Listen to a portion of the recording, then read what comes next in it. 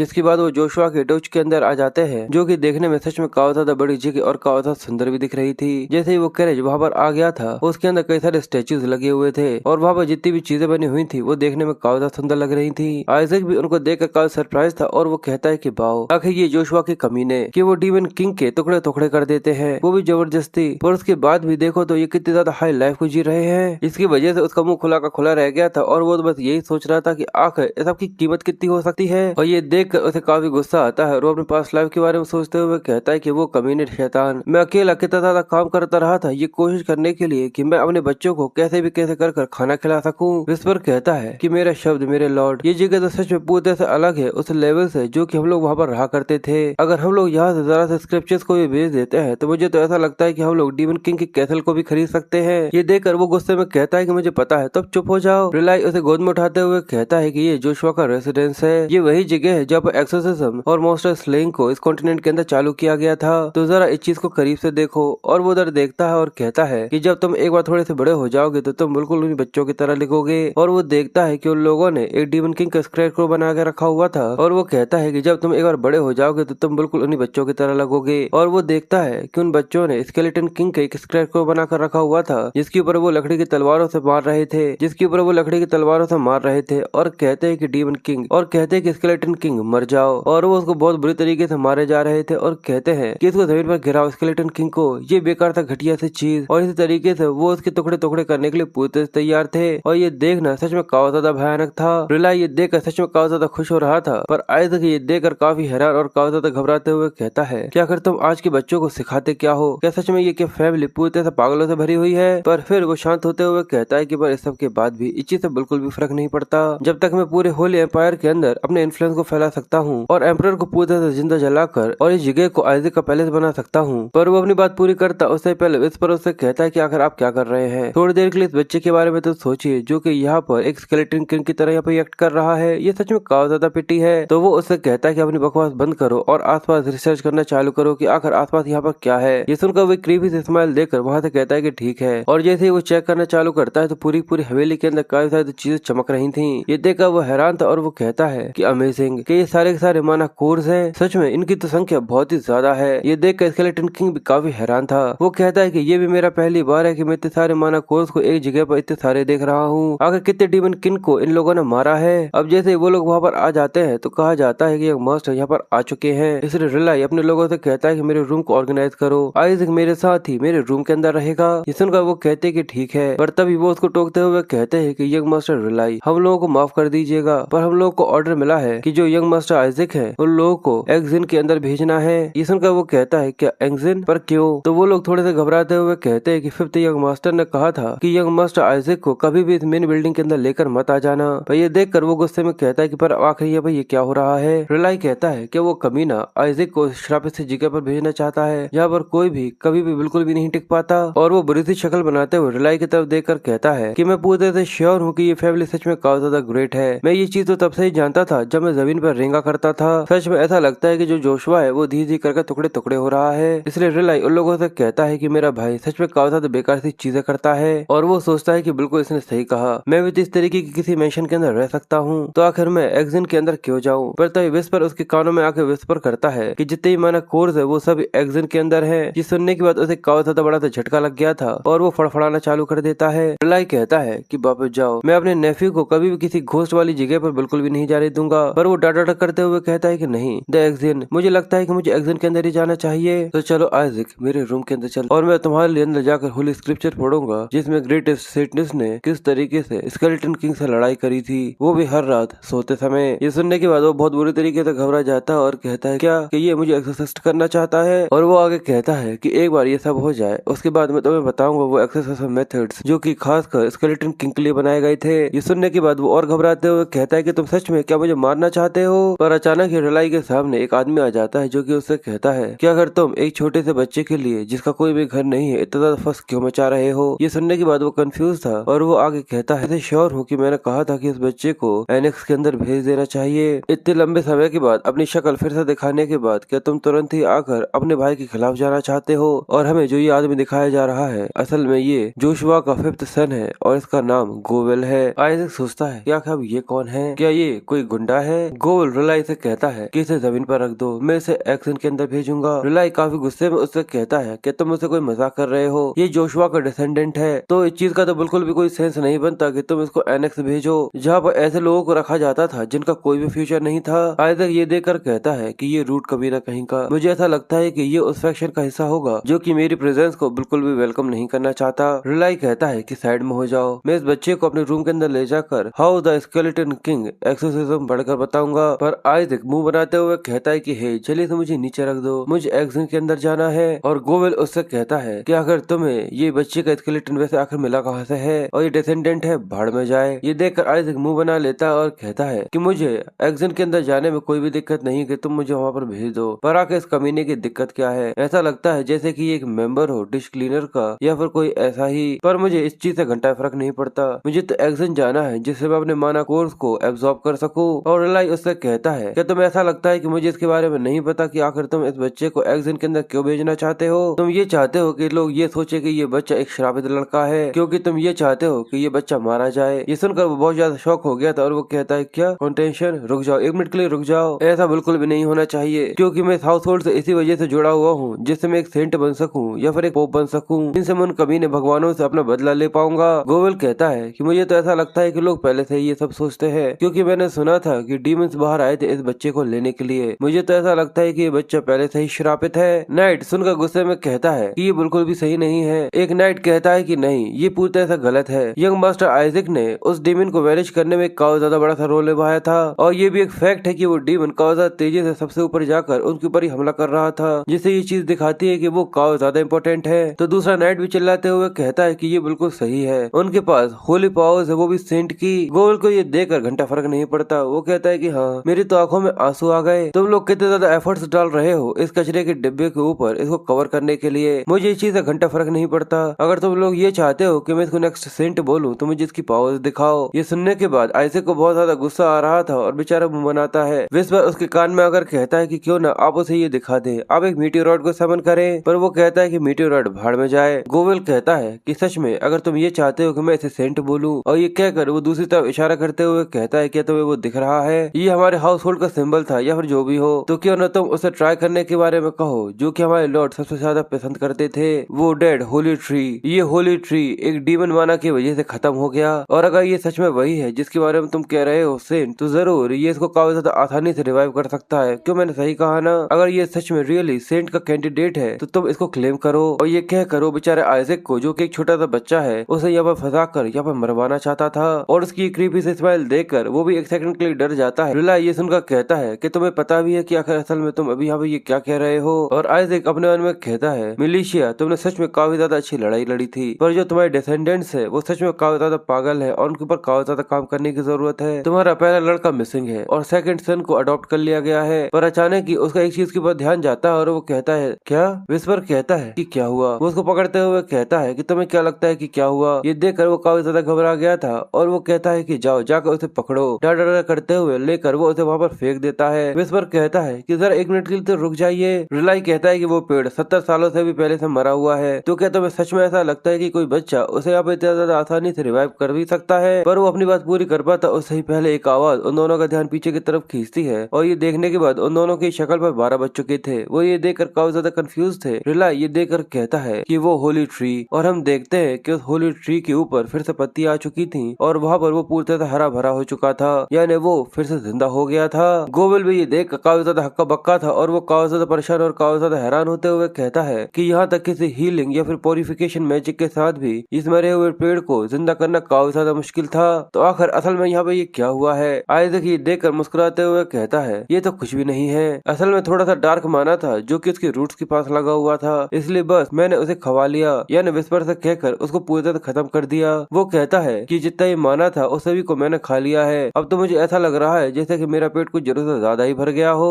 Rely का night उसके पास आकर उससे कहता है कि वो पेड़, आखिर आपने क्या किया है? तो रिलाई कहता है कि मैंने तो कुछ भी नहीं किया। ये सुनकर वो कहता है कि अगर आपने नहीं किया तो इसका मतलब, और वो डाटा करते हुए कहता है वो सारा का सारा माना पूरी तरह से बर्बाद हो गया। विस्पर बुरी सी शक्ल बनाते हुए कहता है तो क्या आप ये चाहते हैं कि मैं उसको उल्टी कर दूं? और वो नाइट चलाते हुए कहता है तो क्या लॉर्ड आइजैक ये सब आपने किया है? गोवेल हंसते हुए कहता है तुम पूरी तरह से पागल कमीने कहीं के, इस पूरे के पूरे घर में ऐसा कोई भी नहीं है जो कि इस पेड़ के साथ साथ कुछ भी कर सके, तो आखिर ये छोटा सा बच्चा ऐसा कुछ कैसे कर सकता है। जरूर किसी ने उसकी मदद जरूर करी होगी, पर वो लोग तो उसे गोद में उठाकर झुलाना चालू कर देते हैं और कहते हैं कि जैसा कि यंग मास्टर आइजक से हम लोगों को उम्मीद करनी चाहिए। सच में ये काफी ज्यादा कमाल के हैं। ये उनका पहला एक्सोर्सिज्म और प्योरिफिकेशन था। गोबेल को ये सब देखकर काफी गुस्सा आता है और वो उससे कहता है कि जरूर तुमने कुछ न कुछ जरूर किया होगा। ये सुनने के बाद रिलाई उससे कहता है कि आखिर तुम यहाँ पे ये क्या बात कर रहे हो। तो वो गुस्से में उसकी कॉलर पकड़ लेता है और कहता है जरूर तुमने कैसे न कैसे कर सेटनेस की मदद ली है, जिसके बाद तुम उसको इस तरीके से दिखा रहे हो जैसे कि उस कमीने ने यहाँ पर ये सब करा है। पर वो अभी भी गोबेल को समझाते हुए कहता है कि अगर तुम यहाँ पे ये क्या बात कर रहे हो। वो कहता है कि तुम अभी भी तुम्हारी ये गंदी सी ट्रिक्स को यहाँ पर खेल रहे हो। रिलाई कहता है पर आखिर मैं उस मिसिंग सेटनेस से कैसे मिल सकता हूँ। ये देखने के बाद आइजक कहता है कि मेलिसिया सच में तुम्हें अपने हाउस होल्ड के ऊपर काफी ज्यादा ध्यान देने की जरूरत है, न कि शैतानों की तरह गायब हो जाने की। जो तुम्हारा घर है वो टोटली मैस है। और सोचा जाए जिन लोगों को वो लोग भाई कहते थे, देखकर तो ऐसा लगता है कि जो मेलिशिया है वो अकेले ऐसा कुछ करती थी। और अगर कोई मुझसे ये कहे तो मैं तो इस चीज के ऊपर भी यकीन कर लूंगा। अगर कोई मुझसे ये कहे असल में वो रिलाई बनकर मेरे सामने आई है। विस्पर उससे कहता है कि एक हाफ ब्रदर। ये सुनकर वो कहता है कि अच्छा। और आइजक कहता है कि हाँ, अगर मैं इसके बारे में सोचूं तो ये कमीना बिल्कुल पोप की तरह ही दिखता है। और गोबेल चिल्लाते हुए कहता है कि यहाँ पर नाटक करना बंद करोगे जैसे तुम्हें कुछ भी नहीं पता। क्या तुम ये सोचते हो कि जैसे कि मुझे ये नहीं पता कि आखिर तुम इस छोटे से कचरे को यहाँ पर अगला सेंट कैंडिडेट बनाने के लिए लेकर आए हो। तुम्हारी ये घटिया से गेम मेरे साथ खेलना बंद करो, ये जानने के बाद भी कि हमारे घर के अंदर पहले से ही एक सेंट कैंडिडेट है। आइजक कहता है क्या इस घर के अंदर पहले से ही एक कैंडिडेट है और ये कमीना उसके बाद भी ये चाहता है कि दूसरा कैंडिडेट यहाँ पर जीत जाए। विस्पर कहता है कि अब आपको यहाँ पर दूसरे के साथ कम्पीट करना होगा और उसके बाद भी आपको देखकर ऐसा लगता है जैसे कि आपको इस चीज से घंटा फर्क नहीं पड़ता हो। आइजक कहता है कि तुम्हें ऐसा नहीं लगता कि ये सच में उतना ही ज्यादा पागल है जैसा कि वो दूसरे को सपोर्ट करता था। सच में इसको पिटता हुआ देखना काफी ज्यादा मजेदार हो सकता है। तो विस्पर उससे कहता है कि ये चीज काफी ज्यादा सेंस बनाती है। रिलाई अब काफी गुस्से में अपने आप को छुड़ाते हुए उससे कहता है अगर ऐसा है तो इसे छोड़ दो। ये हमारा नेफ्यू है और हमारे सबसे बड़े भाई का लड़का भी। इसके पास पूरे हक है कि ये हमारे घर का लीडर बन सकता है। तो ये सुनने के बाद गोबल हंसते हुए कहता है कि बकवास, हमारा बड़ा भाई वो तब यहाँ से भाग गया जब हमारा घर खतरे में था और तुम उसे ये कह रहे हो कि वो कमीना। आखिर इसके बारे में किसको पता था कि हमारे बड़े भाई का कोई बच्चा भी हो सकता है। और ये सारी बातें सुनने के बाद आइजक कहता है कि अच्छा, अब मुझे समझ में आ गया कि आखिर मुझे इतने ज्यादा कचरे की तरह ट्रीट क्यों किया जाता है। सच में कितनी ज्यादा अच्छी जिंदगी है ना जो कि मुझे मिली है। विस्पर कहता है कि आप आपकी जिंदगी के बारे में ऐसी बात नहीं कर सकते जिसका कोई भी अंत नहीं है। और गोबेल आगे कहता है कि मुझे लगता है कि ये कमीना अभी भी एक सेंटनेस का बच्चा है और भले ये केवल एक हाफ ब्लड क्यों ना हो, पर है तो एक सेंट का लड़का ही जिसको हम लोग बाहर से यहाँ पर लेकर आए हैं। पर वो थी तो एक सेंट ही। और सबके अलावा सच में हम लोगों को ये भी नहीं पता और न ही हम इस चीज के लिए पूरी तरह से श्योर है कि ये सच में हमारे भाई का ही लड़का है। मैंने बिल्कुल सही कहा ना। मुझे लगता है कि इसका चेहरा बिल्कुल वैसा ही है जैसा कि वो उस औरत के साथ भाग गया था। पर अब ये सुनने के बाद रिलाई को बहुत बुरा महसूस होना चालू हो जाता है। इसी वजह से वो उससे आगे कुछ कह पाता उससे ही पहले रिलाई काफी गुस्से में उसके चेहरे पर एक जोरदार मुक्का दे मारता है। बेचारे की नाक फूट चुकी थी इसलिए वो चिल्लाते हुए कहता है कि तुम कमीने कहीं के,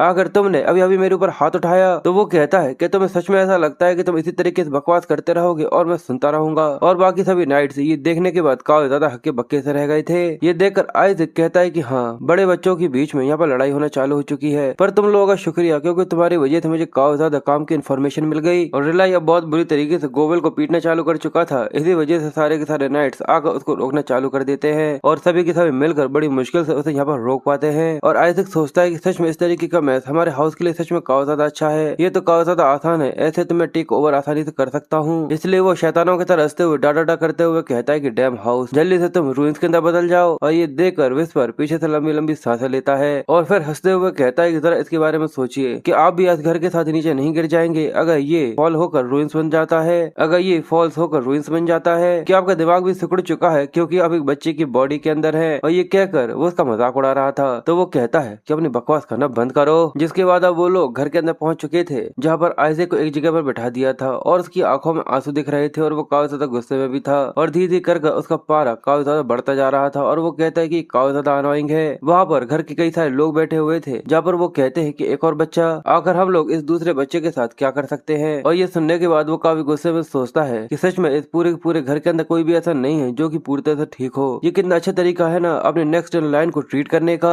और वो आगे कहते हैं कि अगर देखा जाए इस प्लेजेंट बिच के बारे में जो कि सेंट है, तो मुझे ऐसा लगता है कि उसे एक और दूसरे बच्चे को जो कि पूरी तरह से नाकारा है उसे जन्म देना ही नहीं चाहिए था। तो दूसरा कहता है कि तुमने बिल्कुल सही कहा, उसे तो एक सेंटनेस कहना भी पूरी तरह से गलत है। ये सुनने के बाद अब आइजक को बहुत ज्यादा गुस्सा आने लगा था और वो कहता है कि तुम पागल कमीनो, लगता है कि अब तुम लोग कुछ जरूरत से ज्यादा ही आगे बढ़ रहे हो। और तभी उन लोगों के बीच में बैठी हुई लेडी उन लोगों से कहती है कि सभी लोग शांत हो जाओ। और वो औरत रिलाई से कहती है, हम लोगों ने उस बच्चे को बड़ा करने के बारे में डिसाइड किया था, वो भी मेजर हाउस के अंदर, जो कि पूरे स्पॉटलाइट से बाहर है। और अब इसके बारे में बताया जाता है कि एक्टिंग मैट्रियार्च पैट्रियार्च है जोशुआ हाउस की और सेकंड वाइफ है जिसका नाम है हीना। इसलिए वो उससे कहती है, आखिर हम लोग इस बच्चे को इस जमीन पर बड़ा होने के लिए कैसे अलाउ कर सकते हैं। आइजैक ये देखकर कहता है कि ये यहाँ पर सच में काफी ज्यादा हॉस्टिलिटी को ओपन कर रही है। ये उन लोगों में से जरूर हो सकती है जिन लोगों का हाथ मुझे एक्शन के अंदर भेजने में से था। गोबेल काफी गुस्से में कहता है कि हमारी एक्टिंग मैट्री आज तुमसे कोई सवाल कर रही है, तो आखिर तुम आंसर क्यों नहीं दे रहे रिलाई। और ये देखकर वो कहती है कि जरूर ये उस कमीने बच्चे की माँ होंगी जो कि मेरा अंकल है। रिलाई उससे कहता है यानी फादर यहाँ पर नहीं है। हीना कहती है कि वो टाउन से बाहर गए हुए हैं, पर ये काफी ज्यादा बड़ा मैस है उन सेंट कैंडिडेट सिचुएशंस के साथ। रिलाई कहता है कि सच में ये तो एक काफी ज्यादा बड़े शर्म की बात है। रिलाई कहता है कि ये तो काफी ज्यादा शर्म की बात है। मुझे लगा उन्हें इसके बारे में पता चलना चाहिए कि जो उनका एल्डेस्ट ग्रैंडसन है, मुझे लगा कि उन्हें ये न्यूज सुननी चाहिए कि जो एल्डेस्ट ग्रैंडसन का लड़का है आइजैक, उसने होली ट्री को फिर से रिवाइव कर दिया है। ये सुनना सभी लोगों के लिए काफी ज्यादा बड़ी सी न्यूज थी। सभी लोगों के कान खड़े हो जाते हैं और सभी लोग काफी ज्यादा हैरान से हो गए थे। गोवेल खड़ा हो गया था और जोर से चिल्लाते हुए कहता है कि ये तो बस एक छोटा सा इत्तेफाक था। आखिर एक छोटा सा बच्चा ऐसा कुछ कैसे कर सकता है। जरूर जोशुआ हाउस होल्ड की जितनी प्लेयर्स थी उन सभी ने यहाँ पर उसका असर दिखाया है। हीना कहती है कि मुझे भी ऐसा ही लगता है, क्योंकि हमारे घर के जो पैट्रियार्च थे वो भी इसके सॉल्यूशन को नहीं निकाल पाए थे। तो आखिर एक छोटा सा बच्चा आखिर ऐसी कोई बड़ी चीज को कैसे कर सकता है। तो उसके साइड में बैठी हुई लेडी भी उससे कहती है कि मुझे भी पूरी तरह से भरोसा है। शुरुआत से ही अगर देखा जाए तो इस चीज का कोई भी एविडेंस नहीं है।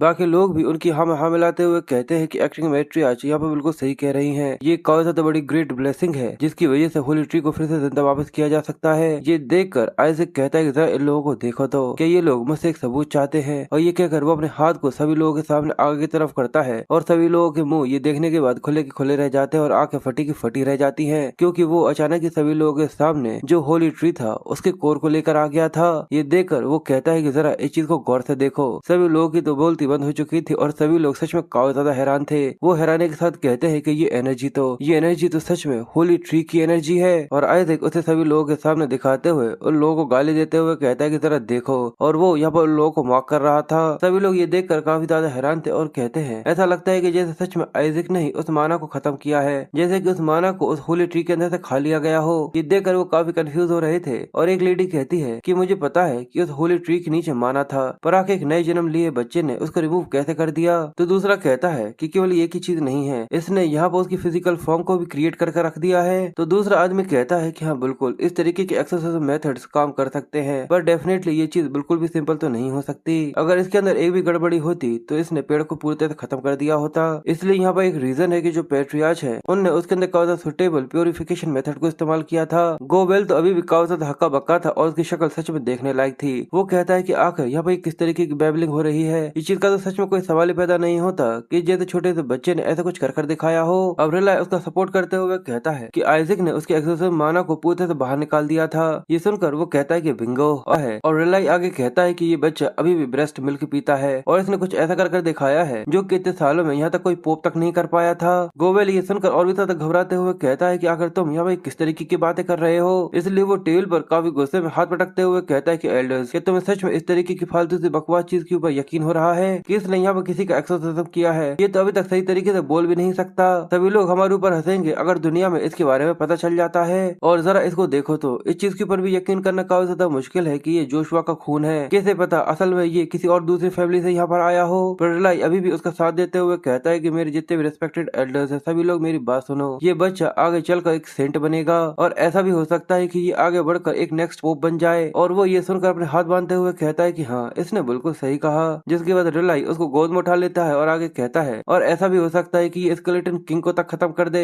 ये सुनने के बाद उसके चेहरे पर एक काफी ज्यादा क्रीपी सी काफी ज्यादा गुस्सा से आ जाती है और वो कहता है कि आखिर ये क्या बकवास है कि तुम फिर से वही सब मुझसे कह रहे हो। और सभी एल्डर्स ये सुनने के बाद काफी ज्यादा घबरा जाते हैं। क्या स्केलेटन किंग, क्या वो बेकार सा क्रीचर, वो काफी ज्यादा खतरनाक सा क्रीचर। पर हीना ये देखकर सोचती है कि रिलाई तुम अपनी कब्र खुद खोदने में लगे हुए हो। वो कहती है कि अगर तुम सच में इतने ज्यादा कॉन्फिडेंट हो तो क्यों ना हम लोग इसका एक छोटा सा टेस्ट ले ले। मैं रिक्वेस्ट करती हूँ कि ये डिवाइन रेलिक होली स्टोरेज को इस्तेमाल करे। और ये कहते हुए वो काफी ज्यादा क्रीपी और काफी ज्यादा खतरनाक सी लग रही थी। फिर हमें बताया जाता है कि नॉर्थ वेस्ट रीजन जहाँ पर होली हेलेना एम्पायर है, द डार्क फॉरेस्ट, वहाँ पर हमें काफी ज्यादा बड़े डीमन को दिखाते हैं। जिसे एक ही अटैक के अंदर हमें वहाँ पर काफी ज्यादा बड़े से मॉन्स्टर को दिखाते हैं जिसे केवल एक ही अटैक के अंदर मार दिया गया था, जिसके नीचे एक आदमी खड़ा हुआ था और वो दूसरे मॉन्स्टर को मारने के बाद तलवार को रखते हुए कहता है कि ये जगह भी सच में काफी ज्यादा बड़ी मैस है। पर तभी उसके पीछे से एक आदमी आता है जो कि उसके सामने झुककर उसे ग्रीट करते हुए कहता है कि पैट्रियार्च। ये सुनकर वो कहता है कि क्या हुआ। वो कहता है कि आपकी प्रॉक्सी ने डिवाइन रेलिक स्टोरेज को इस्तेमाल करने की रिक्वेस्ट करी है। वो कहता है कि मैंने कहा था ना कि उसे मेरे जब तक मैं वहाँ पर ना रहूं उसको कोई भी अलाउ नहीं कर सकता। वो कहता है कि हाँ, पर आप जब तक वहाँ पर नहीं है, पर आपका जो ग्रैंडसन है उसने होली ट्री को रिवाइव किया है, इसलिए आपकी प्रॉक्सी ये विश करती है जिससे वो उसकी सेंट की क्वालिटी को यहाँ पर चेक कर सके। वो आदमी पीछे की तरफ घूमते हुए कहता है कि आखिर तुम्हारा मतलब क्या है, आखिर कोई भी सेंट आखिर मेरे घर के अंदर क्या कर सकता है। और हमें इस आदमी के बारे में बताया जाता है कि ये जोशुआ का पैट्रियार्च है और उसका नाम इलाई है। इसलिए वो कहता है कि मैं इस चीज की कोई भी अनुमति नहीं देने वाला। और वो आगे कहता है कि मैं इस चीज की कोई भी अनुमति नहीं देने वाला, केवल एक फिटनेस ही है जो कि उस जगह पर जाकर सर्वाइव कर सकती है। इसलिए जाकर उन लोगों से बोल दो कि फालतू की कोई भी लड़ाई करने की कोई भी जरूरत नहीं है और इस चीज की कोई भी अनुमति किसी को भी नहीं मिलने वाली। और ये सुनने के बाद वो कहता है कि ठीक है, मैं वहाँ से जा रहा हूँ। पर तभी वहाँ पे एक लेडी आ जाती है जो कि उससे कहती है कि अभी अभी तुमने कहा कि उसका नाम आइजक है, उसने होली ट्री को रिवाइव कर दिया। पर ये चीज इतनी भी ज्यादा इम्प्रेसिव नहीं है। और हमें इसके बारे में बताया जाता है कि ये जोशुआ की मैट्रियार्च है और फॉर्मल सेंटनेस है और इसका नाम मेलिसा है जो कि उसकी माँ भी है। इसलिए वो कहती है क्योंकि हम लोग स्टोरेज को खोल रहे हैं तो क्यों न जितने भी सेंट के कैंडिडेट्स हैं हम लोग उन सभी को यहाँ पर बुला ले।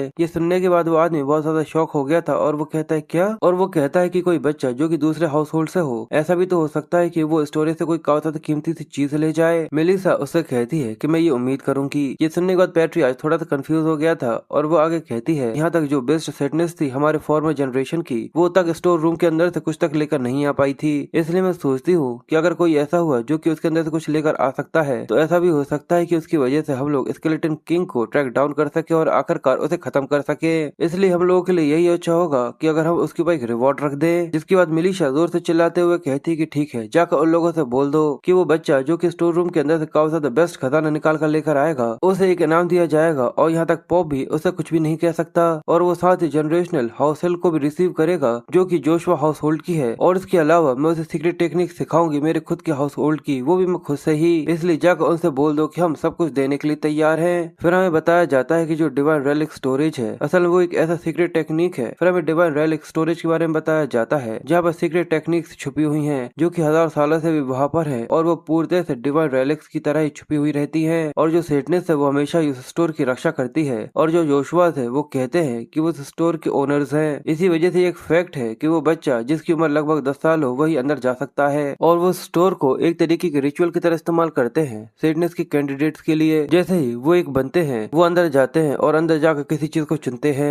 और सभी लोग बस यही प्रेडिक्ट करते हैं कि आखिर किस तरीके की पावर सेटनेस से उसे मिलेगी, वो भी उस आइटम के बेस पर जो कि वो बच्चा बाहर लेकर आएगा। पर सब के अलावा जो स्टोरेज है वो सच में इतना ज्यादा खतरनाक है कि सेटनेस के जितने भी कैंडिडेट्स है वो सभी अपनी जान रिस्क में डालकर वहाँ पर जाते हैं। इसलिए कई सारी मौत हो जाने की वजह से उस स्टोर रूम को सील कर दिया गया है और पता चलता है कि असल में ये विस्पर था जो कि ये सारी की सारी कहानी आइजक को सुना रहा था। और वो कहता है तो चलो देखते हैं कि हमारे ये छोटे से मास्टर उसके अंदर से बाहर आ पाते हैं, वो भी किसी खजाने के साथ। वो कहता है कि आखिर तुम इस तरीके की नैगिंग करने में क्यों लगे हुए हो। वो कहता है कि पर आप भी तो इसके बारे में जान नहीं चाहते थे ना मास्टर, मैंने बिल्कुल सही कहा ना। तो वो हंसते हुए कहता है कि बिल्कुल। और कहा जाता है कि जो स्केलेटन किंग की बॉडी है वो उसको भी वहीं पर रखा गया है और इसके बारे में बोलते हुए सच में काफी ज्यादा क्रीपी लग रहा था। एक नाइट पीछे से तभी उसको आकर उठा लेता है और कहता है यंग मास्टर ऐसा लगता है कि आप काफी ज्यादा एक्साइटेड हैं। मैट्रियार्च ने स्टोर रूम को सभी कैंडिडेट्स के लिए ओपन कर दिया है, इसलिए वो सभी के सभी बच्चे जो कि 5 हाउस होल्ड से यहाँ पर चुने गए हैं वो सभी यहाँ पर आ जाएंगे और इसके साथ वो कमीने पोप के हाउस होल्ड के लोग भी यहाँ पर आएंगे। पर मैं पूरी तरह से श्योर हूँ कि यंग मास्टर आप वो लोगों से जरूर जीत जाएंगे। और ये कहकर वो उसे झुलाया जा रहा था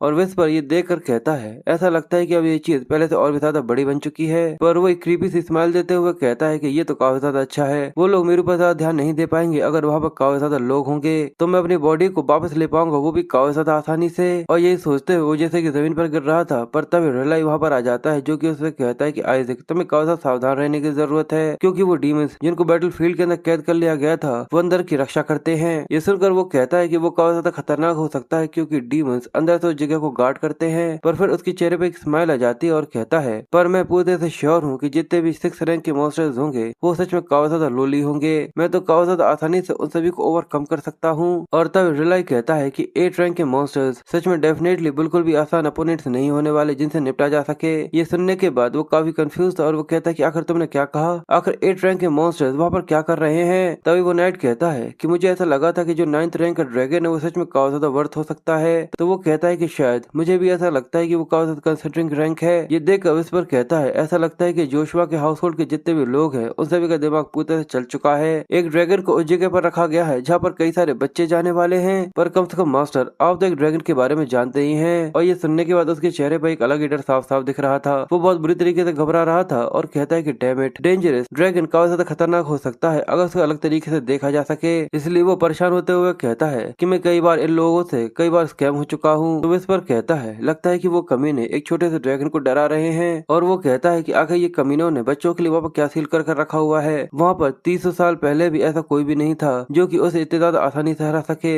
एल्डर्स के लिए भी ये चीज काफी ज्यादा मुश्किल हो सकती थी, फिर भी वो तो स्केलेटन फोकस थे। ये चीज सच में काफी ज्यादा मुश्किल हो सकती है, ये सच में काफी ज्यादा बुरा है। पर ऐसा भी है कि वहाँ की मेरे पास काफी ज्यादा अच्छी मेमोरीज भी हैं, उनकी वजह से मेरे सोच को रिकॉग्नाइज किया जा सकता है। विस्पर कहता है कि मुझे लगता है कि मास्टर ये काफी ज्यादा अच्छा समय आ चुका है कि मुझे आपके साथ यहाँ पे स्विच कर लेना चाहिए। वो कहता है मैं तुम्हें सुन सकता हूँ। इसलिए वो हाथ पटकते हुए कहता है अब इन लोगों ने मेरे पास कोई और चॉइस नहीं छोड़ी है। वहाँ पर कोई एक 8th रैंक का डीमन हो सकता है, पर एक 9th रैंक का ड्रैगन, वो भी डिवाइन रेलिक स्टोर के अंदर। अभी मैं बड़ी मुश्किल से किसी 6th रैंक के डीमन को हरा सकता हूँ मेरे करंट फॉर्म के अंदर। और अगर सच में मुझे उनसे लड़ना ही है तो मुझे जोशुआ हाउस होल्ड के जितने भी माना कोज है उन सभी को चुराना होगा, वो भी एनेक्स के अंदर जाकर। और ये कहते हुए उसके चेहरे पर एक क्रीपी सी स्माइल आ रही थी। जिसके बाद अब जोशुआ हाउस के अंदर पूरी तरह से शांति छा चुकी थी और हमें आइजैक को दिखाते हैं जो कि एक रूम के अंदर बैठ कर किताब पढ़ रहा था। विस्पर उसके पास आकर कहता है कि मास्टर क्या आप ठीक है? देखकर ऐसा लगता है कि आपका एक्सरसाइज यहाँ पर पूरा ही होने वाला है। और हमें बेचारे की कंडीशन दिखाते हैं जो कि काफी ज्यादा खराब थी, क्योंकि वो यहाँ पर जो बुक पढ़ रहा था वो एक होली स्पेल की बुक थी जिनके अंदर 10 तरीके लिखे गए थे कि किस तरीके से वो स्केलेटन किंग के तकड़े तकड़े कर सकते हैं। और वो कहता है कि डैम इट, अगर मुझे पता होता कि आखिर होली पावर्स को किस तरीके से एम्पलीफाई किया जाता है तो मैं काफी ज्यादा आसानी से होली स्पेल्स को सीख सकता था। क्या प्लीज कोई आकर मुझे रन डाउन दे सकता है? ये चीज मेरे बिल्कुल भी काम की नहीं है। पर फिर वो कहता है कि मुझे अपने दिमाग को कंट्रोल करना होगा और अपना को जबरदस्ती ये सब सिखाना होगा। पर वो अपनी पूरी बात कर पाता उससे पहले विस्पर उसके ऊपर हंसते हुए कहता है कि मास्टर आप आपकी फिर से डार्क मैजिक को इस्तेमाल कर रहे हैं, वो भी अपने कैंट्रल, आप फिर से अपने डार्क मैजिक को इस्तेमाल कर रहे हैं वो भी अपने सेंट्रल कोर से। क्या सच में आप इस घर को जमीन के अंदर गाड़ना चाहते हैं, वो भी डीमन की फ्लेम्स से? ये देखकर वो सोचता है कि आखिर तुम्हारी पर्सनैलिटी को इन 150 सालों के बीच में क्या हुआ है। ये सुनने के बाद वो चुप हो जाता है। आइजैक कहता है कि मैं केवल इन थ्योरीज की वजह से यहाँ पर पूरी चीजें नहीं समझ सकता। और ये कहकर वो वहाँ पर उबासी लेना चालू कर देता है। ये देखने के बाद रिलाई वहाँ पर आ गया था जो कि उसे गोद में उठाते हुए कहता है कि लगता है तुम काफी ज्यादा थक चुके हो, ऐसा लगता है कि आज के दिन के लिए तुम्हारे लिए ये सब काफी हुआ। वो सोचता है कि बिल्कुल मेरी उम्र के जो बच्चे होते हैं उन्हें दिन में 16 घंटे सोना चाहिए। जिसके बाद वो आइजैक को उठाकर उसके पाले में रख देता है और दूसरा नाइट ये देखता है कि आखिर वो कौन सी किताब पढ़ रहा था। जिसके बाद वो उसके सिर के ऊपर हाथ रखता है जो देखकर वो थोड़ा सा कंफ्यूज हो रहा था। जिसके बाद वो रीजनरेट यानी अपनी स्पेल को इस्तेमाल करता है जिसकी वजह से आइजैक की पूरी एनर्जी फिर से रिकवर हो गई थी। वो कहता है कि वाओ ये तो एक होली स्पेल है। जिसके बाद वो काफी ग्रीडी हो गया था और वो पाले से बाहर निकलते हुए कहता है कि ये काफी अच्छा था, तो चलो अब दूसरा एक अटैक मैजिक स्पेल को इस्तेमाल करो अंकल। पर विस्पर उसे कहता है कि प्लीज जहाँ पर अभी आप है वहीं पर रहिए, जल्द ही आपको आइजन के अंदर जाना है, इसलिए आप नहीं चाहेंगे कि यहाँ पर लोग रहे। ये सुनने के बाद वो कहता है कि हाँ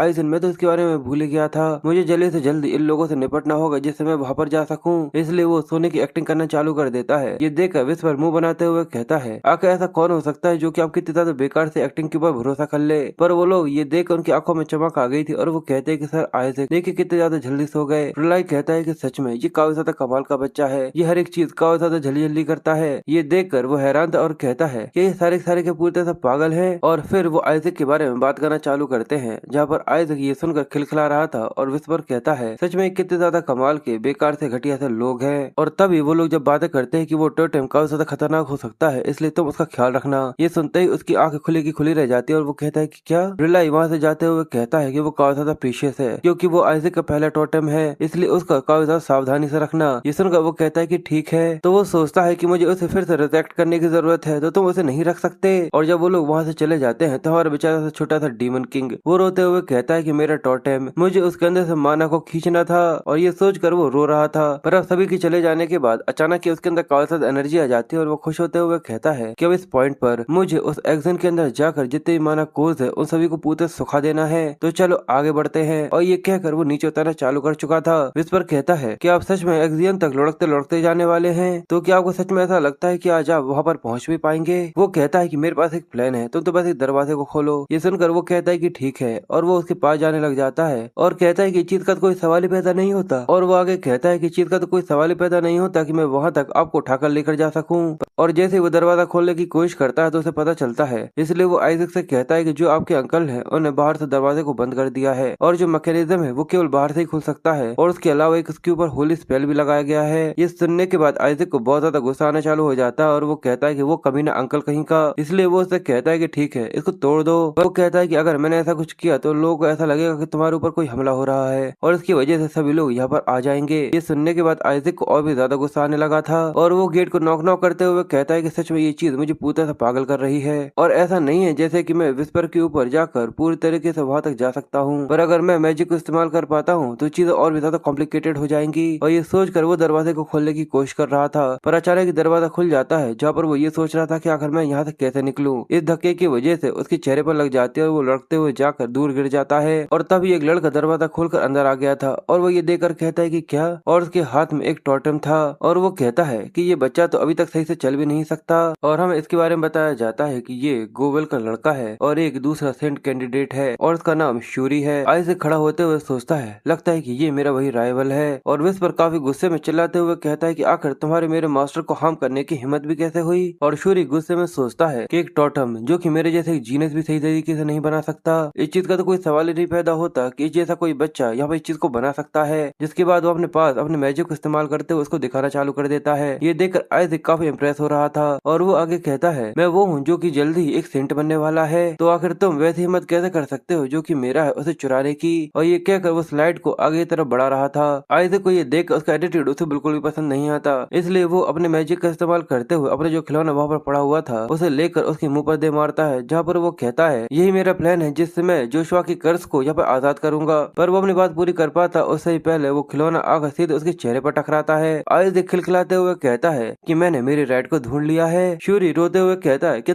तुम्हें पता भी है कि आखिर मैं कौन हूँ। आइजैक सोचता है कि तुम बिल्कुल उस बेवकूफ से अंकल की तरह ही दिखते हो, तुम जरूर उसी के ही लड़के होगे और मैंने देख लिया है कि तुमने अपने होली मानव को यहाँ पर इकट्ठा कर लिया है जिससे तुम मेरे ऊपर अटैक कर सको बेवकूफ कहीं के, इसलिए तुम इस तरीके की पिटाई को डिजर्व करते हो। और ये कहकर वो बहुत बुरी तरीके से शूरी को अपने खिलौने से पीटना चालू कर देता है और वो रोते हुए कहता है कि प्लीज ऐसा मत करो। और ऐसा करते हुए आइजैक को सच में काफी ज्यादा मजा आ रहा था। वो कहता है कि तुम अकेले कमीने कहीं के, चलो अब इस चीज को जल्दी से एक्सेप्ट कर लो कि तुम मेरे राइड बनने वाले हो। और वो रोते हुए अपने हाथ के ऊपर अपने मानव को रिलीज करता है, जिसके बाद वो जल्दी से उससे बचने के लिए अपनी शील्ड बना लेता है और वो उससे कहता है क्या तुम्हें सच में ऐसा लगता है कि तुम कोई स्पेशल हो। आइजैक ये देखकर कहता है कि तुमने तो मुझे सरप्राइज कर दिया, ऐसा तो कोई भी नहीं हो सकता जो कि तुम्हारी जैसी उम्र के अंदर थर्ड रैंक की डिफेंस से होली मैजिक को इस्तेमाल कर सके। और वो आगे कहता है कि तुम तो कुछ जरूर से ज्यादा जल्दी यहाँ पर सरप्राइज हो रहे हो। और ये कहकर वो अपने स्पेल को यहाँ पर कास्ट करना चालू करता है और उसने यहाँ पर थर्ड रैंक के होली अटैक मैजिक पावर को इस्तेमाल किया था, रेडिएंट होलीनेस, जिसकी वजह से आसमान में पूरे में लाइट लाइट हो चुकी थी जो देखने में काफी सुंदर लग रहा था। और वो उससे कहता है तो अगर ऐसा है तो चलो अब इस चीज का सामना करो। ये देखकर आइजैक कहता है कि सच में ये तो काफी ज्यादा इम्प्रेसिव है, इसने एक ही बार में 2 कास्टिंग करी है वो भी रेडिएंट होलीनेस की,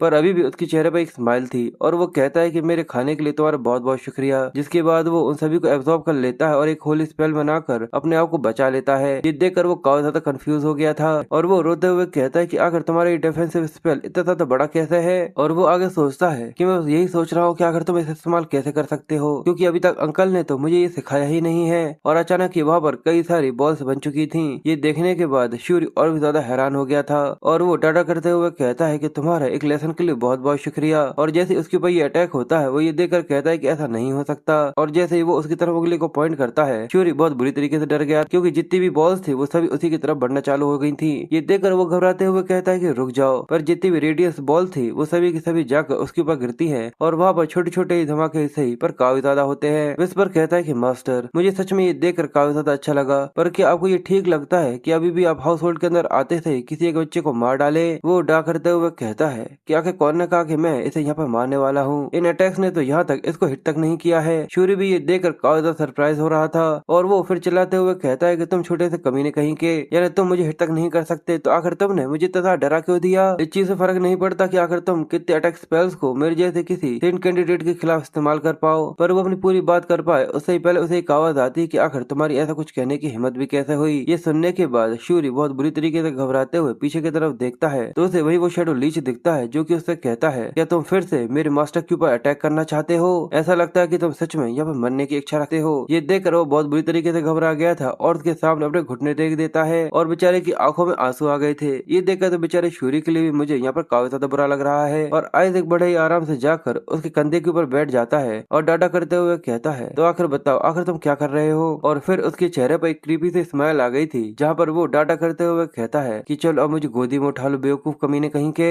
जिसके बाद हमें रात का सीन दिखाया जाता है, जहाँ पर वो कहता है कि मैं शूरी जोशुआ हूँ और मैं भविष्य में जाकर एक सेंट बनूंगा और फिर मैं जोशुआ हाउस के उस कर से बाहर निकलकर पोप बनूंगा। और वो ये सब सोचते हुए आगे की तरफ बढ़ रहा था और वो आगे कहता है कि पर, और हमें दिखता है कि उसके कंधों पर आइजक बैठा हुआ था। ये देखकर वो परेशान होते हुए कहता है, पर अभी तो मैं इस कमीने का एक खिलौना बनकर रह गया हूँ। और आइजक डाडा हे करते हुए कहता है कि चलो एग्जी की तरफ चलते हैं। ये देखकर वो कहता है कि आखिर तुम ये सब कर क्या रहे हो? क्या तुम्हें ये पता भी है कि आखिर मैं कौन हूँ? पर अचानक ही उसके सामने फिर से वही वो शेडो लीच आ जाता है, जो कि उससे कहता है कि जल्दी से आगे बढ़ो, उससे पहले कि मैं तुम्हारे टुकड़े टुकड़े कर दूं, तुम घटिया से इंसानी कीड़े। ये देखने के बाद वो बहुत बुरी तरीके से घबरा गया था और वो कहता है कि ठीक है, मुझे ऐसा लगता है कि अभी मुझे केवल जिंदा रहने के ऊपर फोकस करना चाहिए। इसलिए वो बहुत बुरी तरीके से रोते हुए कहता है कि प्लीज कोई मुझे बचा लो। फिर हमें आधी रात को दिखाते हैं कि वो कहीं डाटा डाटा कर रहा था, कहीं डाटा डाटा कर रहा था। कहने का मतलब कभी राइट राइट, कभी लेफ्ट लेफ्ट, और एक कहकर वो शूरी को कहीं यहाँ भगा रहा था, कहीं वहाँ भगा रहा था।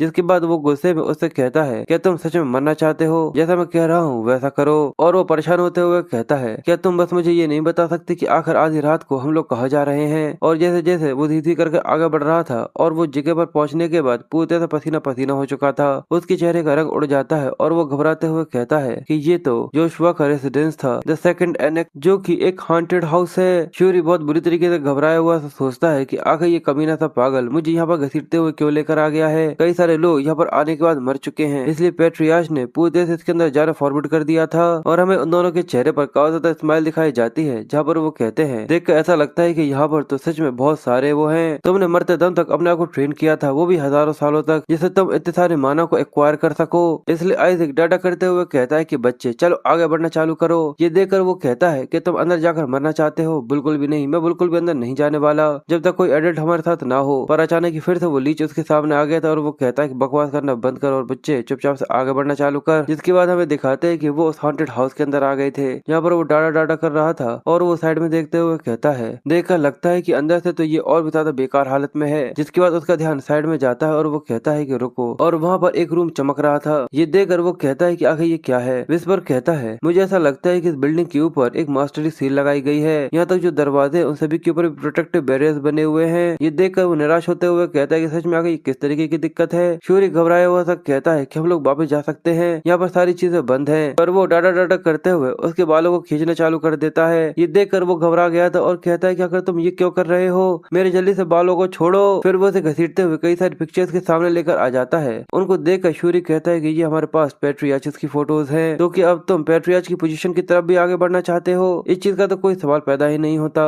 पर वो तो अपने खिलौने के ऊपर अपनी पावर को निकाल रहा था, जहाँ पर वो आगे कहता है कि जहाँ पर जो तुम्हारा नेक्स्ट पेट्रियार्च है वो सच में, पर वो अपनी बात पूरी कर पाता उससे पहले वो डाटा करते हुए पेट्रियार्चेस की फोटोज के कांचों को तोड़ना चालू कर देता है। ये देखने के बाद बेचारे शूरी के तो तोते उड़ चुके थे, आंख फटी की फटी रह जाती और मुंह खुला का खुला रह गया था। वो कहता है कि हमारे एंसेस्टर्स और जितनी भी उनकी फोटोज होती है उन सभी के कांच वो लगातार बार बार तोड़ता रहता है। ये देखकर शूरी पूरी तरह से पागल हो गया था और कहता है कि तुम पूरी तरह से पागल हो गए हो, अगर तुम पेट्रियार्चेस के साथ ये सब क्या कर रहे हो? पर वो अपने हथियार को अपने पास वापस बुलाने के बाद कहता है कि आखिर कोई भी ऐसी जगह पर बैरियर वो भी पोर्ट्रेस के ऊपर कैसे लगा सकता है? और ये देखकर विस्पर भी कहता है कि जितने बैरियर्स थे वो सभी पूरी तरह टूट चुके हैं मास्टर। और ये देखने के बाद उन दोनों के चेहरे पर एक अलग ही तरीके की स्माइल आ गई थी। जिसके बाद वो जल्दी से शूरी के कंधे पे से कूद जाता है और कहता है तो चलो आगे बढ़ते हैं। ये देखकर वो घबराते हुए कहता है कि पर आखिर तुम कहाँ जा रहे हो? जिसके बाद वो किसी गेंद की तरह रोल करते हुए आगे की तरफ निकल जाता है। ये देखकर शूरी बहुत बुरी तरीके से हैरान था और कहता है, क्या तुम पूरी तरह पागल हो चुके हो? आखिर तुम ऐसी किसी जगह पर आकर इतनी ज्यादा तबाही कैसे मचा सकते हो? पर वो डाटा डाटा करते हुए एक रूम के अंदर आ गया था, जहाँ पर उसे कई सारे माना महसूस हो रहा था।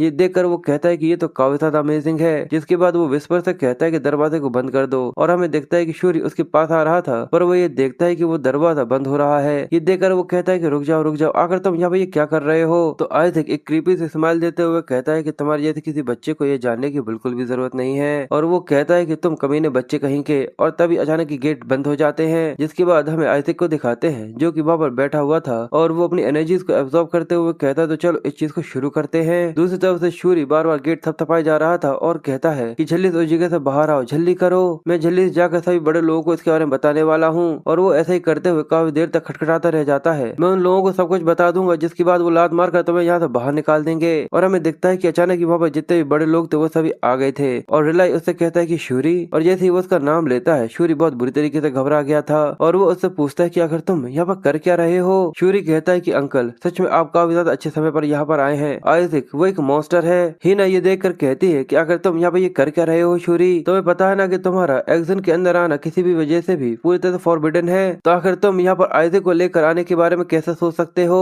सुनकर वो घबराते हुए कहता है कि क्या। हिना बताते है कि कई सारे लोगों ने तुम्हें देखा था कि तुम आइज़ैक को अपनी पीठ पर बिठाते हुए वहाँ से लेकर आ रहे थे, और सबसे बड़ी बात तो ये है कि आइज़ैक के रूम के अंदर से एक होली अटैक मैजिक का ट्रैक भी दिखे थे। ये सारी की सारी रिस्पॉन्सिबिलिटी तुम लेते हो। मैंने बिल्कुल सही कहा ना, ये सारा का सारा किया धरा तुम्हारा ही है ना। वो काफी ज्यादा बुरी तरीके से घबरा गया था और वो कहता है कि नहीं, मैं मानता हूँ कि मैं उसे यहाँ पर लेकर आया था और उसमें से कुछ होली अटैक्स मेरे भी थे, पर वो आगे कुछ कह पाता उससे पहले रिलाई काफी गुस्से में उससे कहता है कि सूरी, इस बार तुम कुछ जरूरत से ज्यादा ही आगे बढ़ चुके हो। इस चीज से फर्क नहीं पड़ता कि आखिर वहाँ पर क्या हुआ था, पर सच में इस बार जो तुमने किया है वो काफी ज्यादा हार्श था। इस चीज को टॉलरेट करना भी काफी ज्यादा मुश्किल है, इसलिए मुझे बताओ कि आखिर तुमने आइज़ैक को कहाँ पर लॉक किया है। तो वो बहुत बुरी तरीके से घबरा कर पैनिक करते हुए कहता है कि मैंने उसे कहीं पर भी लॉक नहीं किया। आइज़ैक खुद ब खुद अंदर चला गया। ये सुनकर वो लोग कंफ्यूज हो रहे थे और रिलाई दरवाजा खटखटाते हुए कहता है कि आइज़ैक क्या तुम वहाँ पर हो। वो कहते हैं कि दरवाजा बंद होगा, पर जैसे वो धक्का देता है तो वो देखता है कि दरवाजा खुला हुआ है और जो आइज़ैक था वो बिल्कुल किसी छोटे छोटे बच्चे की तरह वहाँ पर रोना चालू कर देता है। सभी एल्डर्स ये देख कर कहते हैं कि ये काफी अच्छा है कि आइज़ैक पूरी तरह से ठीक है, पर देखो तो ये कितनी बुरी तरीके से डर चुका है। और सभी लोगों का ध्यान यहाँ पर केवल शूरी के ऊपर था, क्योंकि सभी लोगों को ऐसा ही लग रहा था कि ये सारा किया धरा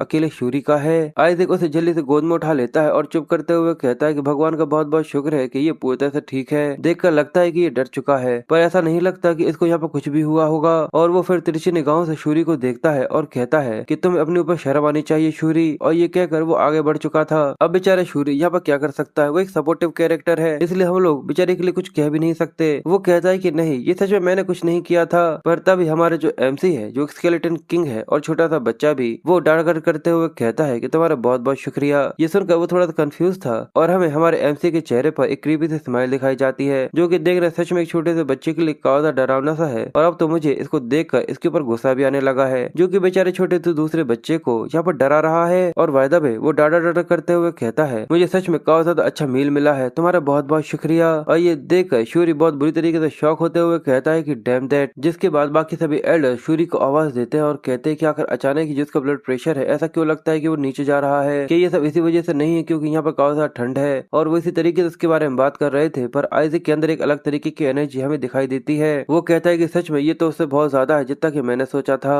मैंने यहाँ पर लगभग इतने ज्यादा मानव को ऑब्टेन कर लिया है जितना कि मैंने 100 साल की एक बार में ट्रेनिंग में लिया था। और वो उसे पकड़ते हुए कहता है कि बिल्कुल, अब इतने ज्यादा माना के साथ मैं आखिरकार उस प्लान को इस्तेमाल कर सकता हूँ जिसके बारे में मैंने सोचा था। और ये कहकर उसके चेहरे पे एक अलग तरीके की क्रीपी सी स्माइल थी, जो कि देखने में सच में काफी ज्यादा डरावनी सी लग रही थी। पर रिलाई उसके ऊपर बिल्कुल भी शक नहीं करता, जहाँ पर वो ये देखकर कहता है ऐसा लगता है कि आइज़ैक सच में बहुत बुरी तरीके से डरा हुआ है। अब कुछ दिनों के बाद हमें जोशुआ के अंदर के घर का सीन दिखाते हैं। रिलाई एक लड़की को अपने साथ लेकर आया था। वो कहता है कि आइज़ैक, मैं तुम्हें किसी से मिलवाना चाहता हूँ। ऊपर की तरफ देखता है तो वो कहता है कि इसका नाम, आइज़ैक उसको देख रहा था और वो कहता है कि इसका नाम असाइली है और आज से ये यहाँ पर तुम्हारे लिए एक असिस्टेंट की तरह काम करेगी, यानी ये समझ सकते हो कि ये उसकी नैनी है। असाइली उससे कहती है कि मैं असाइली हूँ, एक होली नाइट जो कि जोशुआ के घर की है। और वो आइज़ैक के सामने झुककर कहती है कि आज से मैं आपको मरते दम तक सर्व करती रहूंगी। ये देख उसे काफी ज्यादा बड़ा सा झटका लगता है और वो अपने मन में कहता है कि इन लोगों ने किसी को इसलिए यहाँ पर रखा है जिससे ये लोग मेरे ऊपर नजर रख सके, पिछली बार जो हुआ था उस वजह से। और वो डाटा डाटा करते हुए कहता है कि तुम। ये सुनकर असाइली उसकी तरफ देखती है और फिर वो उसे डराते हुए, जिसमें वो काफी क्यूट सा लग रहा था, वो कहता है कि तुम यहाँ से चली जाओ, तुम्हें यहाँ से निकाला जाता है, मेरी नजरों से दफा हो जाओ। ये देखकर वो दोनों ही काफी ज्यादा शॉक हो जाते हैं, जिसके बाद असाइली खड़ी हो जाती है और वो कहती है, यंग मास्टर रॉयल, क्या मैं इनकी गालों को दबा सकती हूँ, वो भी बस एक बार। और ये कहते हुए वो सच में इस चीज के लिए काफी ज्यादा ऑब्सेस्ड लग रही थी। ये देखने के बाद आइज़ैक भी थोड़ा सा घबरा सा गया था और वो कहता है कि आखिर इस घर के अंदर इतने सारे पागल भरे क्यों पड़े हुए हैं। जिसके बाद रिलाई अपने पास से कहता है कि हाँ आइज़ैक तुम्हारे लिए, और वो अपने पास से एक रिंग निकाल कर उसको दे देता है और कहता है कि ये प्रेजेंट है तुम्हारे लिए, तुम्हारे अंकल की तरफ से। ये देखकर वो हैरान हो गया था और कहता है कि आखिर ये कचरा कहाँ से उठाकर लेकर आ गए हैं। विस्पर कहता है कि मुझे लगा था कि मैंने गलत सुना है, पर सच में ऐसा देखकर लगता है कि जो हाउस होल्ड है, पर देखकर लगता है कि सच में जो जोशुआ हाउस होल्ड है उसकी फाइनेंशियल क्राइसिस चालू हो चुकी है। आखिर वो ये सच में कैसे सोच सकता है कि ये प्रेजेंट कोई कीमत हिम्मत वाला हो सकता है, वो भी यंग मास्टर के पहले बर्थडे पर। अजाइल ये देखकर कहते हैं कि ए मेरे भगवान, कि ये सेटनेस की हर्लूम नहीं है। ये सुनकर वो कंफ्यूज था और वो कहता है कि सेटनेस की हर्लूम। रिलाई कहता है कि तुम्हारे अंकल ने इसे काउंसिल से जीता है, वो भी बस तुम्हारे लिए। ये सुनने के बाद वो कहता है कि सच में ये चीज रियल है, और फिर हमें बताया जाता है कि असल में ये वही रिंग है जिसने सेटनेस से उसके खिलाफ लड़ते समय यहाँ पर इस्तेमाल करी थी। द एल्डन रिंग, एक ऐसी रिंग जिसके अंदर मिरेकल ऑफ गॉड है। और जैसे ही वो उस रिंग को लेता है तो वो उसको देखकर कहता है कि सच में इसके अंदर काफी ज्यादा होली पावर है जो कि इसके अंदर स्टोर है, ये काफी ज्यादा इनक्रेडिबल है। और वो एक क्रीपी से स्माइल देते हुए कहता है, मुझे ऐसा लगा था कि इसको एक बार या दो बार में तुम्हें यहाँ पर इस्तेमाल करने के बाद तोड़ ही दूंगा, पर अब मुझे ऐसा लगता है कि मेरे पास एक तरीका है जिससे मैं इसे फिक्स कर सकता हूँ। पर उससे पहले और वो सामने की तरफ देखता है कि वहाँ पर गोवेल था जो कि बहुत बुरी तरीके से उसको घूर घूर कर देखे जा रहा था। उसे काफी ज्यादा गुस्सा आ रही थी और वो दांत पीसते हुए केवल आइजैक को घूर रहा था, जो देखकर वो भी काफी ज्यादा हैरान था। और वो सोचता है उस आदमी के जो एक्सप्रेशन है वो चीज की गारंटी लेते हैं कि ये चीज सच में एक रियल चीज है। अपने नेफ्यू को इस तरीके से घूर घूर कर देखना, वो भी छोटे से बच्चे को, जैसे कि वो उसे जान से मार डालेगा। पर थोड़ी देर बाद अचानक ही वो कहता है कि ओ मेरे छोटे से क्यूट नेफ्यू आइजैक।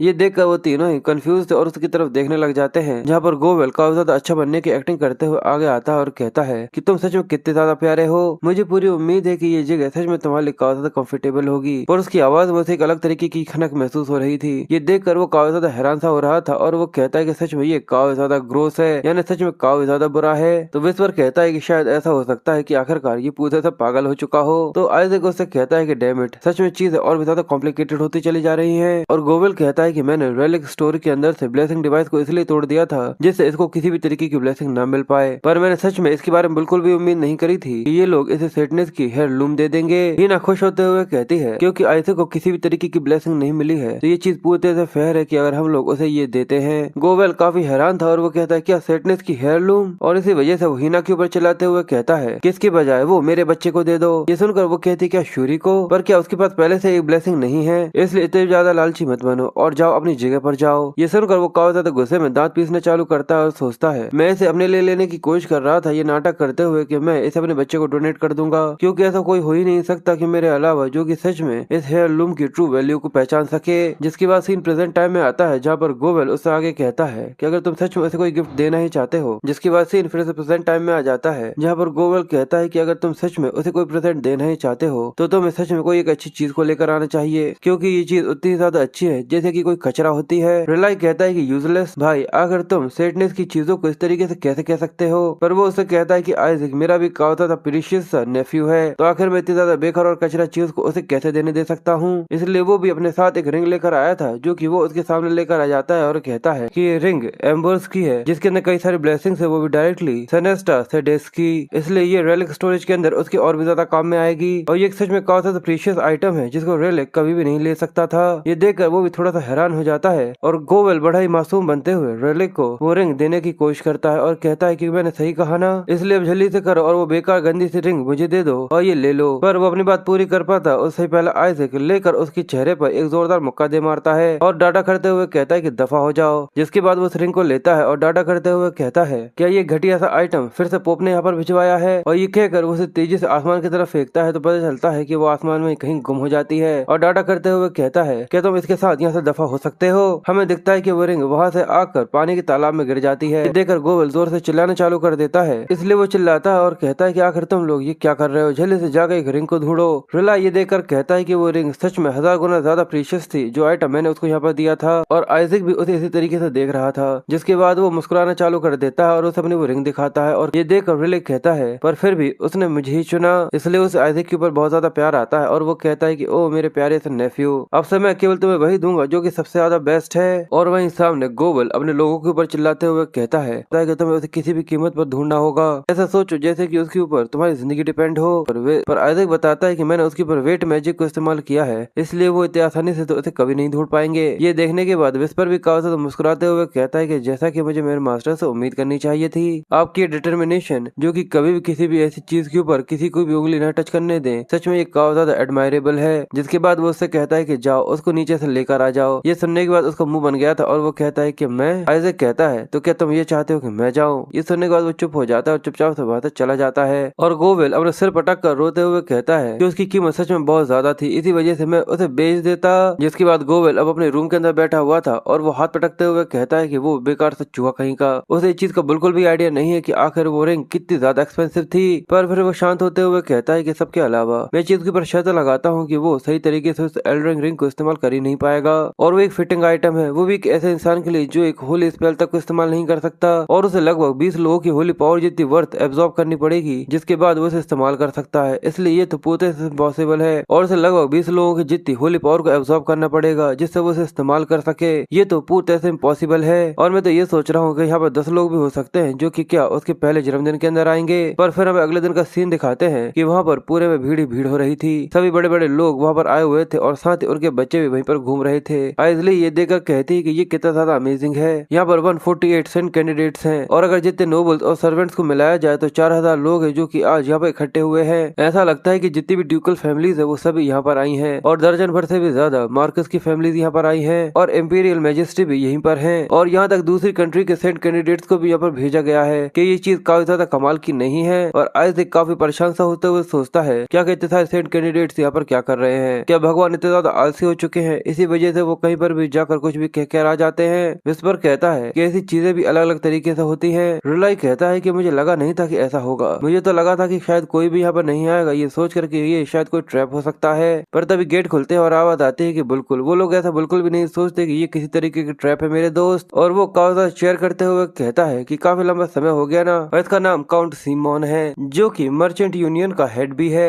और साथ ही रिलाई का बेस्ट फ्रेंड भी। रिलाई भी उसको देख कर हैरान था और वो कहता है कि सीमोन क्या तुम भी यहाँ पर हो? तो वो हंसते हुए कहता है कि जो रूमर वो काफी तेजी से पूरे एम्पायर में फैल चुके हैं, तो बिल्कुल तो मुझे तो यहाँ पर आना ही था, और इसलिए सभी लोगों ने ये सोचा कि ये कोई ट्रैप नहीं है और सभी लोग यहाँ पर आ गए। और वैसे भी जोशुआ हाउस का एक वीकलिंग बॉय इसको यहाँ पर अटेंड करने वाला है, और इस चीज के बारे में ना जानते हुए कि आखिर जोशुआ हाउस होल्ड के हेड ने आखिर यहाँ पर क्या रखा है, आखिर मैं इस पॉइंट पर आकर यहाँ पर क्यों नहीं आता। यहाँ तक पोप की जो फैमिली है वो खुद भी यहाँ पर आई हुई है। आइजैक सोचता है कि आखिर उन लोगों ने लाइन पर क्या रखा होगा, और रिलाई कहता है कि अगर तुम ये बकवास बातें करना बंद करो, पोप की फैमिली कभी भी यहाँ पर नहीं आ सकती। सिमोन कहता है मुझे भी ऐसा ही लगता है कि इस चीज का कोई सवाल ही पैदा नहीं होता कि वो अनफ्रेंडली रॉयल फेलोज कभी भी जोशुआ की टेरिटोरी के अंदर दिखाई दे सकते हैं। पर यही कहा जा रहा है कि इन सभी कॉमनर्स के बीच में केवल एक ही फैमिली जो कि बैरेट की फैमिली है। तो वो कहता है कि सिमोन अपनी आवाज को थोड़ा धीमा रखो, आखिर क्यों ना मैं और मेरा लड़का जिसका नाम आर्मोन है वो भी एक सेंट कैंडिडेट है, और वैसे भी इसे जोशुआ फैमिली होस्ट कर रही है, तो उनके पास तो कोई रीजन ही नहीं बनता कि पोप की फैमिली इस चीज के बीच में इन्वॉल्व करे। तो क्या तुम्हारे दिमाग में क्या कचरा भरा हुआ है जो कि तुम इस तरीके की बातें कर रहे हो? और हम एक आदमी को दिखाते हैं जो कि गेट खोल रहा था, और इसी तरीके से वो लोग बातें कर रहे थे, पर अचानक ही उन्हें पीछे से किसी की आवाज आती है जो कि कहता है कि इस दुनिया में सबसे ज्यादा खतरनाक कोई और नहीं बल्कि एक पुराना सा दोस्त होता है, क्लास विजडम एंशिएंट नेवर कभी भी खत्म नहीं होती। ये देखकर वो सभी लोग काफी ज्यादा हैरान हो जाते हैं, और जैसे ही वो लोग बैरेट को देखते हैं तो उन लोगों के चेहरे के रंग पूरे से उड़ चुके थे। रिलाई कहता है कि बिशप बैरेट, और बैरेट के चेहरे पर एक अलग ही तरीके की स्माइल थी जो देखने में बिल्कुल भी अच्छी नहीं लग रही। बैरेट कहता है कि अगर सोचा जाए तो एक कमजोर आदमी जो कि जोशुआ हाउस होल्ड का है वो इस सबको होस्ट कर सकता है, तो मैं इस चीज की उम्मीद करता हूँ कि तुम लोगों ने रॉयल स्टोर के अंदर कुछ जरूर ऐसा रखा होगा जो कि तुम्हारी फैमिली की किस्मत बचा सकता है। और मैं ये देखने के लिए काफी ज्यादा क्यूरियस हूँ कि जोशुआ फैमिली का जो बच्चा है आखिर वो सेंट कैंडिडेट के लिए किस तरीके से क्लेम करता है, अभी तक तो मैंने उसे देखा तक नहीं है।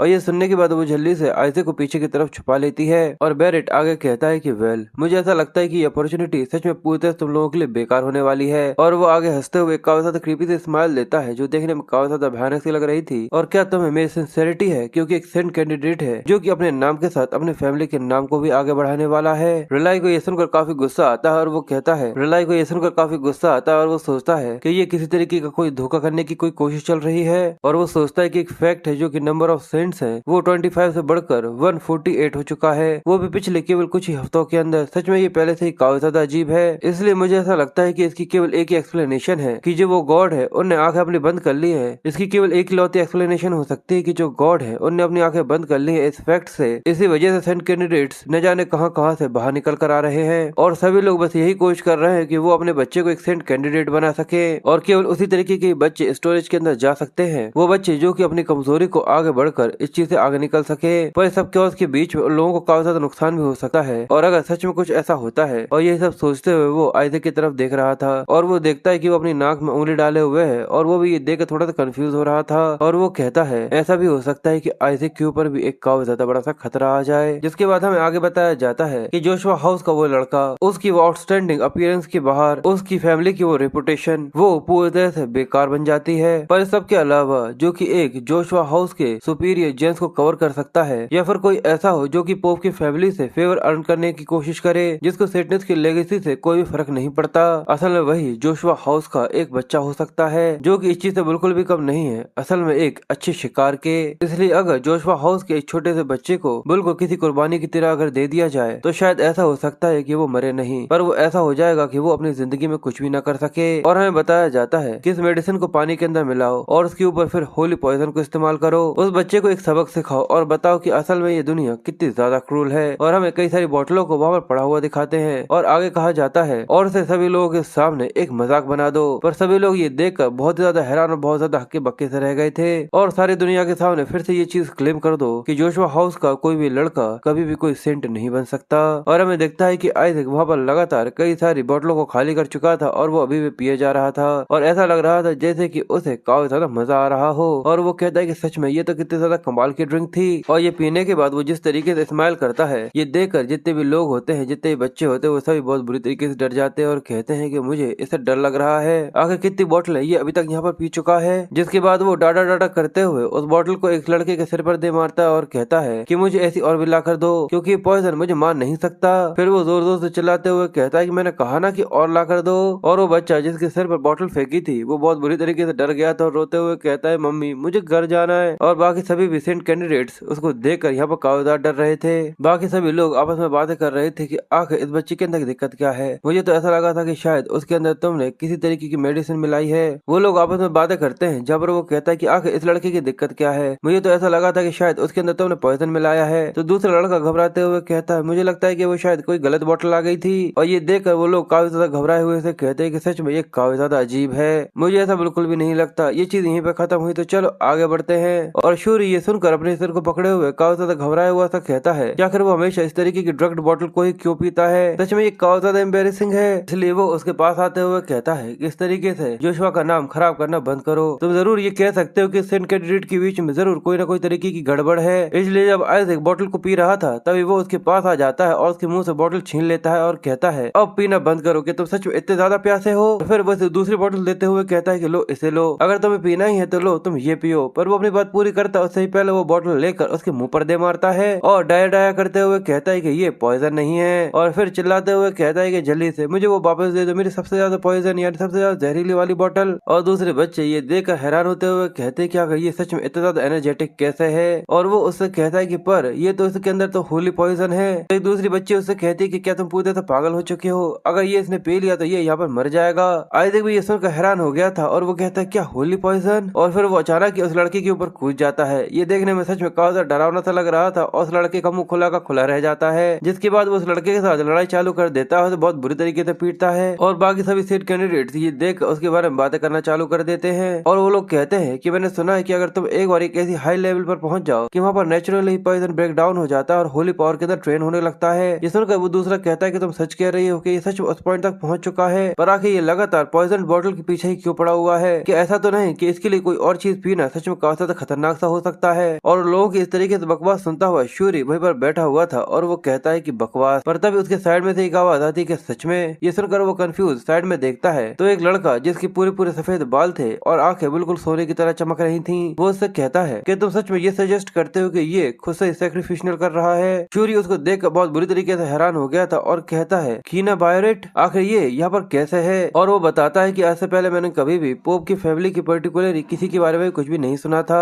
और ये पोप फैमिली का डायरेक्ट डिसेंडेंट है और इसका नाम है कीना बायोरेट। उसको देखकर बाकी सभी लोगों की भी आंखें फटी की फटी रह गई थी और वो लोग कहते हैं कि ये कीना नहीं है, पर आखिर पोप की फैमिली सेटनेस के स्टोरेज रूम के अंदर क्या कर रही है। वेल मुझे ऐसा लगता है कि शायद हम लोगों को पहले से ही पता है कि आखिर यहाँ पर विनर कौन होने वाला है। और वहीं पर हमें आइजैक को दिखाते हैं जो कि उस लड़के को हराकर उसके ऊपर बैठकर बड़ा ही आराम से उस बोतल को पिए जा रहा था। और वो अपने मन में सोचता है तो अच्छा प्रैक्टिकली देखा जाए तो ये लड़का है जिसकी गारंटी दी जाती है कि जो आगे चलकर सेंट बनेगा। पर क्या सच में बायोरेट की पॉप फैमिली के अंदर ये चीज पॉसिबल भी हो सकती है कि इस तरीके के प्योर कलर हेयर हो और सभी लोगों के बालों के जो कलर थे वो ब्राउनिश कलर के थे और बाकी जितनी फैमिली है उन सभी की का था बेकार कलर हेयर है। और कीना हंसते हुए कहता है ये चीज बिल्कुल भी अजीब नहीं है पोप फैमिली के इंसान के लिए भी कि वो सेटनेस के रेलिक स्टोरेज के अंदर आया हो। पोप की फैमिली सभी लोगों के ऊपर है, इसी वजह से सेटनेस की जो रेलिक स्टोरेज है वो भी हमारी फैमिली को बिलोंग करता है। ये सुनकर शूरी थोड़ा सा कंफ्यूज और हैरान सा हो गया था और वो हंसते हुए कहता है कि मैं तो बस बड़े ही आराम से मैं उसी के बारे में बात कर रहा हूँ जो कि असल में मेरा है। और सभी लोग उसकी बात सुनकर काफी ज्यादा डर से रहे थे और काफी ज्यादा अजीब से रिएक्शन दे रहे थे। और वो आगे कहता है, तो आखिर तुम लोगों को आखिर ऐसा कैसा लग सकता है कि ये चीज काफी ज्यादा अजीब सी है। आइजैक ये देखकर कहता है कि जरा देखो तो ये कितनी ज्यादा बदतमीजी के साथ बात कर रहा है। ये पूरी तरह से श्योर है कि ये पोप फैमिली का ही है और इस तरीके का बच्चा सच में काफी ज्यादा भयानक मॉन्स्टर हो सकता है। और उसके अंदर से काफी ज्यादा गोल्डन एनर्जी निकल रही थी, जहाँ पर वो आगे कहता है काफी ज्यादा pure high amount of power जो कि बिशप के अंदर से निकलती है वो काफी ज्यादा इनक्रेडिबल है, जैसा कि सेंट कैंडिडेट नंबर 0 से एक्सपेक्ट करना चाहिए। दूसरे लोग कहते हैं कि इतने ज्यादा बेकार घटिया से मेथड का इस्तेमाल करना जिससे तुम होस्ट को यहाँ पर बेइज्जत कर सको, तो क्या तुम सबके बाद भी अपने आप को एक सेंट कैंडिडेट कहते हो। ये सुनने के बाद आइजैक थोड़ा सा सीरियस हो जाता है और वो आगे कहता है कि कितना ज्यादा पैथेटिक है। आखिर एक छोटा सा बच्चा जो कि अब सही तरीके से चल भी नहीं सकता, आखिर वो क्या कर लेगा। ये सुनने के बाद सभी लोग थोड़े से कंफ्यूज से हो गए थे और कील आगे बढ़ते हुए कहता है कि इस चीज का तो कोई सवाल ही पैदा नहीं होता कि एक बच्चा पॉइजन रेजिस्टेंस हो सकता है। ऐसा हो सकता है कि ये सिटनेस की पावर्स हो जो कि यहाँ पर उसकी रक्षा करने की कोशिश कर रही हो। और ये कहकर वो आइजैक के सामने आकर बैठ गया था, तो वो उसको देखकर लंबी से सांस लेते हुए कहता है कि सच में बेवकूफियत इसके खानदान के अंदर पहले से चलती आ रही है। और कीन अपनी होली पावर्स को बाहर निकालते हुए कहता है कि सच में ये काफी ज्यादा पिटी है, ये ठीक होगा अगर मैं इसको यहाँ पर डिटॉक्सिफाई कर देता हूँ। ये देखकर वो लोग हैरान थे और कहते हैं कि ये अभी से होली डिटॉक्सिफिकेशन स्पेल को इस्तेमाल कर सकता है। और जरा इसकी होली पावर का साइज तो देखो,